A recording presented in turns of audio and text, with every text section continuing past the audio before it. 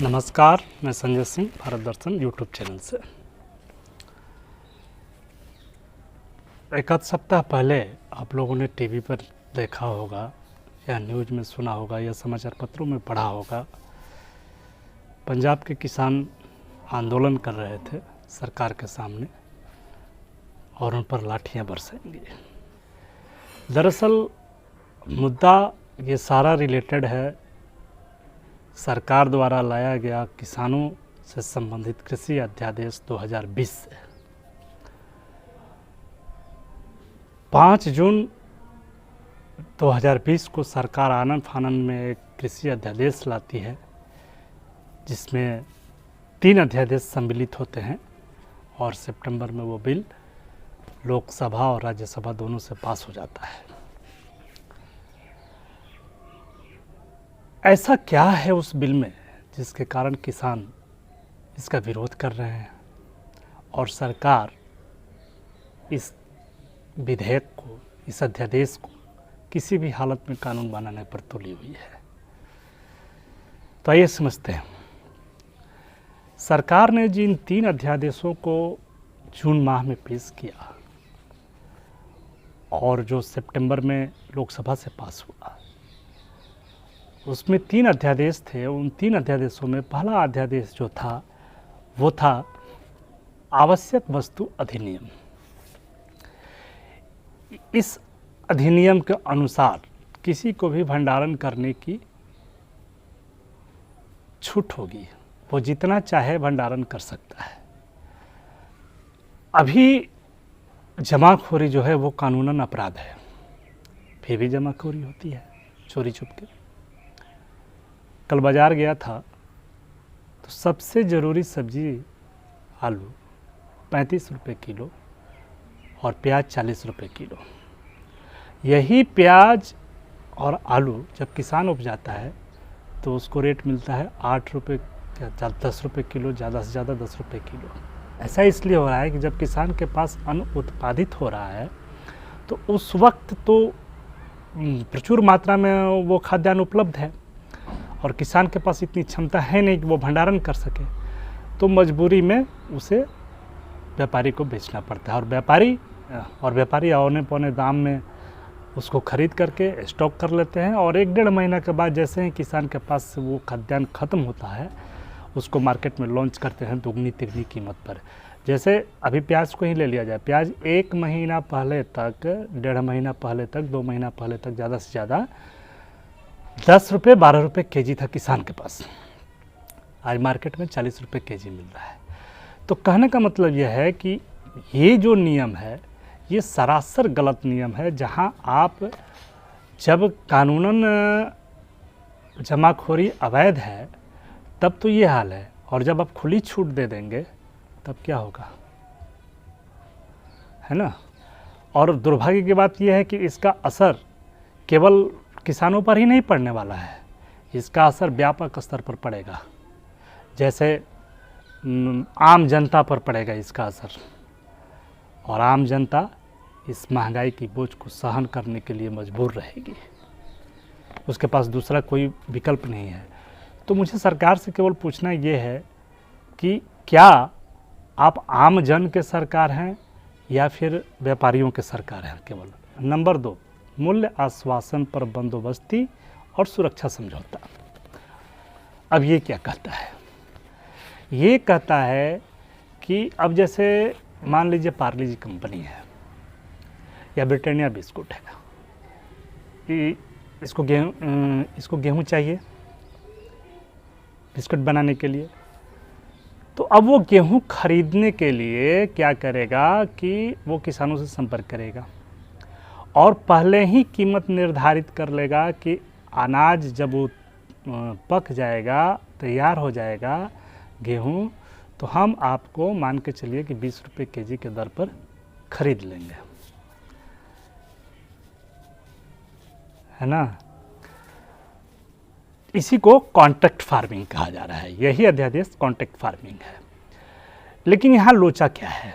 लोचा ये है कि कॉन्ट्रैक्ट फार्मिंग में जब आप कॉन्ट्रैक्ट कर लेते हैं किसी कंपनी के साथ, तो जिस रेट पर, जैसे मान लीजिए कि मैंने गेहूं का रेट 20 रुपये तय किया और 20 रुपये के रेट पर मैंने गेहूं का कॉन्ट्रैक्ट किया किसी कंपनी से, तो जब मेरा गेहूं उत्पादित हो जाएगा, तैयार हो जाएगा, तो मुझे जब उसको देना होगा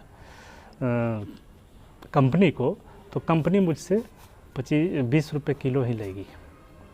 अब अगर उस समय मार्केट में गेहूं 35 रुपये किलो हो जाए, 30 रुपये किलो हो जाए या 40 रुपये किलो हो जाए, तो मैं नहीं दे सकता, मैं अपने अनाज को मार्केट में नहीं बेच सकता। मेरी मजबूरी है कि मुझे कंपनी को 20 रुपये केजी ही देना पड़ेगा। अब एमएसपी इसके ठीक विपरीत था। एमएसपी में क्या है? एमएसपी मतलब होता है न्यूनतम समर्थन मूल्य। सरकार एक न्यूनतम समर्थन मूल्य किसी भी अनाज का जारी कर देती है, जिसका मतलब होता है कि आप इस रेट से नीचे अनाज नहीं खरीद सकते।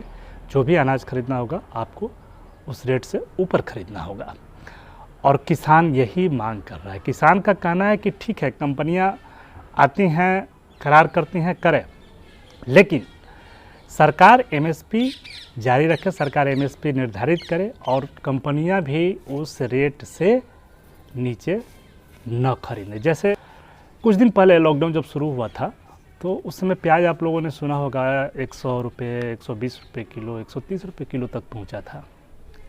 आप सोचिए, जो किसान 10 रुपये केजी प्याज बेचता है, वो 100 रुपये केजी प्याज बेचेगा, सोच सकता है?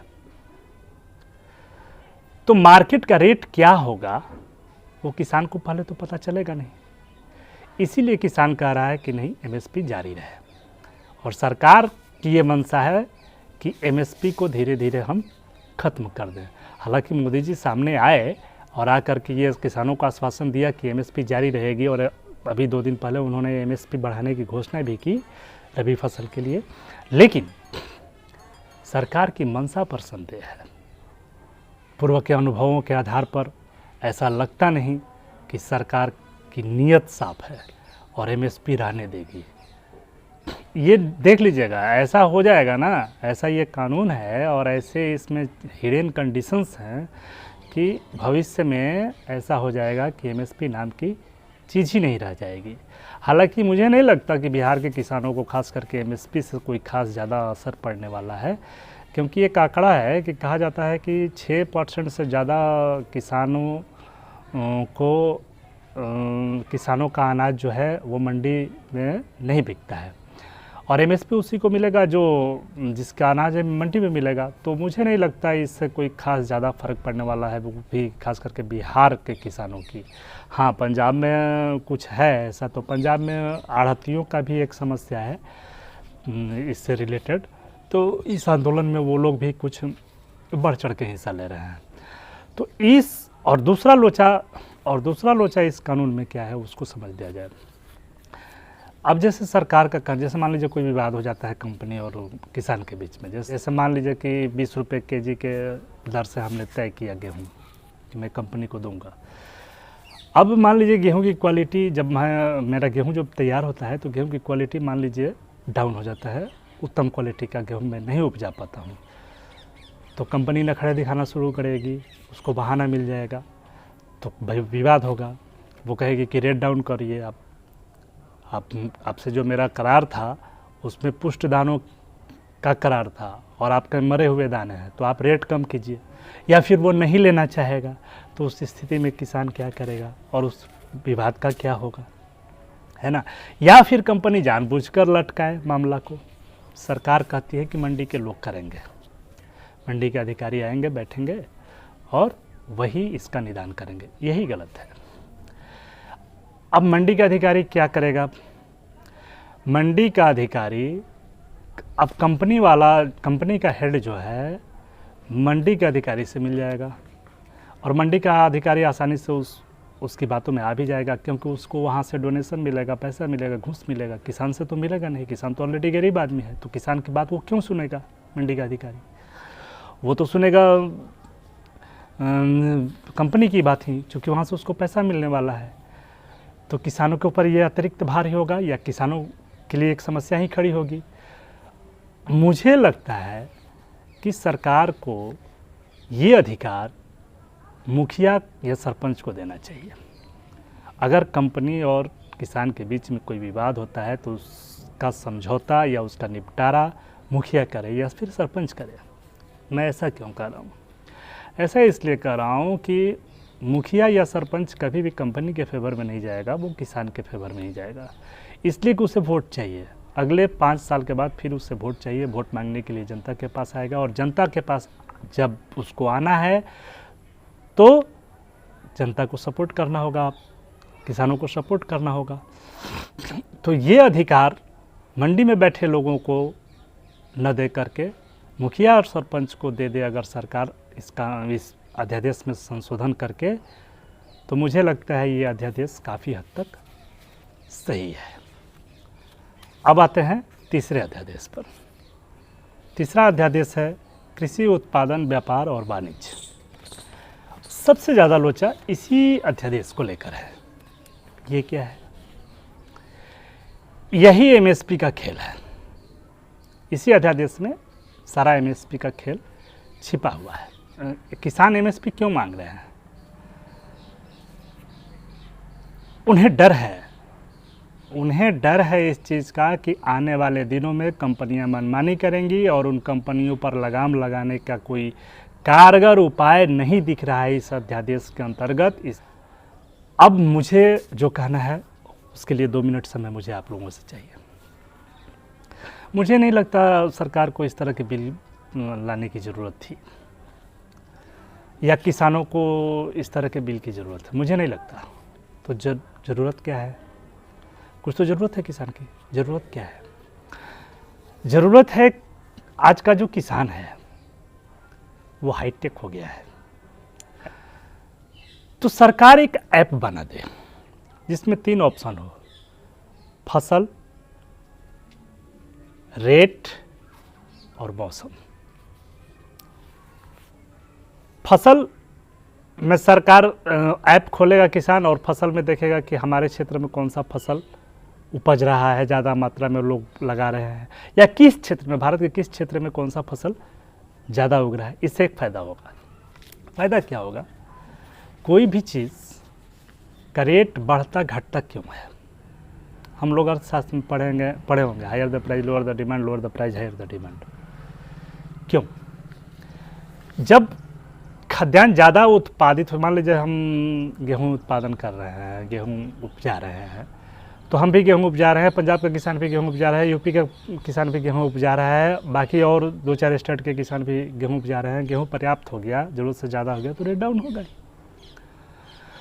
तो ये जो ऐप है और ये ऑप्शन जो है फसल वाला, ये किसान को इस चीज़ को समझने में मदद करेगा कि किस फसल की स्थिति क्या है, कौन फसल कितनी ज़्यादा कितनी मात्रा में लगाई जा रही है, और उसी के अनुसार किसान अपने खाद्यान्न बोने का, अपने अनाज बोने का चयन करेगा।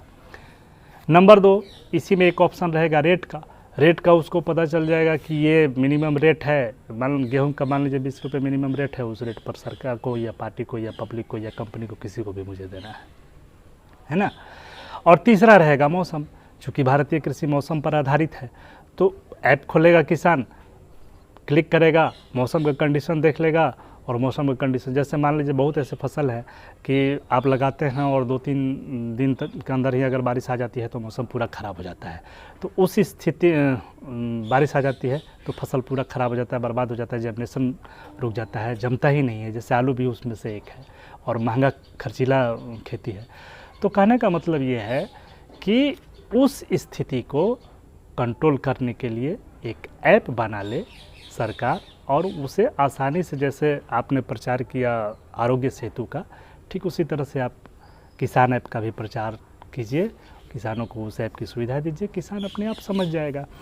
नंबर 1। नंबर 2, मुझे क्या लगता है सुधार क्या करना चाहिए सरकार को? आप कुछ मत कीजिए, कोई बिल मत लाइए, किसानों के ऊपर कोई दया करने की ज़रूरत नहीं है। अगर आप कर सकते हैं तो केवल इतना कीजिए कि भारत के हर राज्य में, हर ज़िले में, हर पंचायत में एक कोल्ड स्टोरेज बनवा दीजिए। आधी समस्या किसान की ख़त्म हो जाएगी और किसान आगे का रास्ता अपना खुद तय कर लेगा। इससे ज़्यादा सरकार को करने की ज़रूरत ही नहीं मेरे ख्याल से। 1947 में देश आज़ाद हुआ। 1947 से लेकर के 2020 के बीच में कई सरकारें आई और गईं। आप लोग अध्ययन करके देख लीजिए, आप लोगों को पता चल जाएगा किस सरकार ने किसानों का भला किया या किसानों के बारे में सोचा। किसान के बारे में सोचने वाला यहाँ कोई सरकार नहीं है, ना कोई सरकार आएगी। ये हाँ, नारा हम देंगे कि जय जवान जय किसान का ये नारा है, कहेंगे, कोई पोस्ट डालेंगे फेसबुक पर तो जय हिंद जय किसान करेंगे, लेकिन वास्तव में किसानों के बारे में ना हम सोचेंगे ना आप सोचेंगे। मैं कृषि अध्यादेश जितना समझा उसको मैंने आप लोगों के समक्ष रखा, और मुझे जो लगा कि ये सुधार होना चाहिए उसे भी मैंने आप लोगों के सामने रखा। अब मेरी बातों से कहाँ तक कौन सहमत है, कमेंट बॉक्स में प्लीज़ कमेंट करके बताएंगे। और चलते चलते आप लोगों से एक गुजारिश है कि अगर वीडियो वास्तव में आप लोगों के काम की हो और लगा हो कि मैंने ठीक ठाक काम किया है, ठीक ठाक बात की है, तो इसको लाइक कर दीजिए, कमेंट कर दीजिए, शेयर कर दीजिए, जहाँ तक हो सके शेयर कर दीजिए, फैलाइए इसको, इस वीडियो को। और चैनल को सब्सक्राइब भी कर लीजिए, थोड़ी मेरी मदद भी हो जाएगी आप लोगों के सहयोग से। आप लोगों का बहुत अच्छा सहयोग मिल भी रहा है मुझे, और उम्मीद करता हूँ आपका सहयोग इसी तरह मिलता रहेगा। लोग जुड़ते जाएंगे, कारवां मेरा बढ़ता जाएगा। जय हिंद, जय भारत।